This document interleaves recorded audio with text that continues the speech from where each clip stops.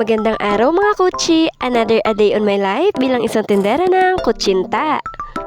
Siyempre, bago tayo umalis, ay kakain muna tayo. Nag-request ako kay Papa na lutuan ako ng beef loaf. Alam nyo ba, sobrang swerte ko. Talagang nagpapasalamat ako sa Diyos dahil may Papa ako na gumigising rin ng maaga para tulungan ako. Lalo na po sa mga mabibigat na gawain. Ayan, kain po tayo! Sa mga oras na to ay nasa Yopangko ako. Tignan nyo naman, parang tatakbo ko ng SK Kagawad. Actually, ang dami yung nagsasabi sa akin na tumakbo raw ako ng SK. Pwede. Pero masyado pa po ako madaming iniisip eh. Baka mamaya di na ako makausap. Siguro po kapag graduated na at madami ng time, pag-isipan ko po iyan. Sa ngayon, siguro, support na lang sa kapwa kabataan at maging magandang halimbawa sa mga bata. At syempre, hindi mawawala yung kain ng kain na kung ano-ano sa daan. Sarap lang ng ganito, no? Tamang pakuya-kuya-kuy lang. At this time, ikalalabas ko lang ng first gate. Medyo madami-dami pa yung paninda ko, pero okay lang naman dahil tatambay naman ako sa aming Kutsinta Girl Barbershop. Ayan, sa mga taga-subaybay ko po na malapit lang dito sa mahabang parang Angono Rizal, dito na po kayo magpagupit. I assure you 100% na marunong po magupit ang papa at tito ko. Ang totoo, 15 years na po silang barbero. Ayan nga po, ang papa ko dumudukot na ng kutsinta. Sa bagay, alas 10 na rin kasi, oras na ng meriendahan. Kalilipat lang pala po namin dito, kaya marami pang kailangan ayusin para gumanda. Ayan nga po, habang nakadisplay ang aking paninda sa labas, ay tinuloy ko yung pagpipintura ni papa. Shoutout nga pala sa mga lodi kong ito. Ingat palagi. At dahil tanghalian na, umuwi na rin ako.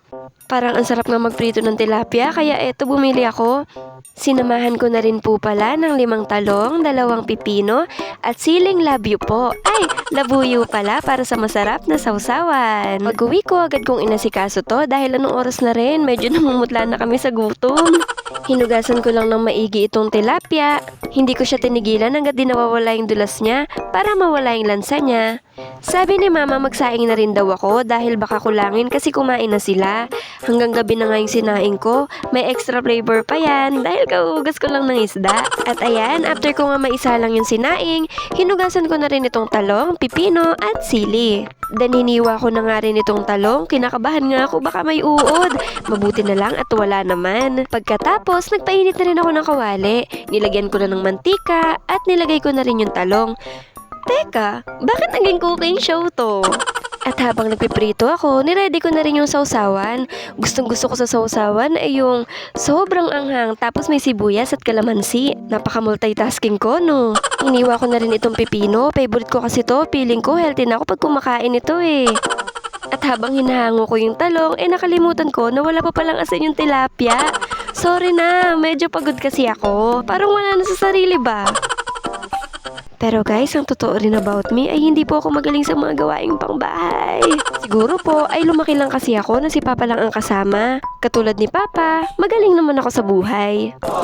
Charan! Meron po tayong ampalaya na luto ng aking mama, alamang na partner ng talong, maanghang na sausawan, pantanggal umay, pipino at orange, at itong kanin na tira nila mama. At syempre, ang cravings ko, talong at tilapia. Dito na pala kami sa labas kumain. Buti na lang maraming dahon ng saging dito sa amin. Bawas ugasin.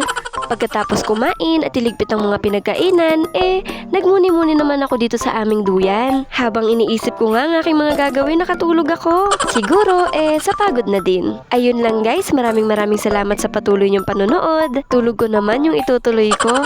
Thank you for watching. Chane!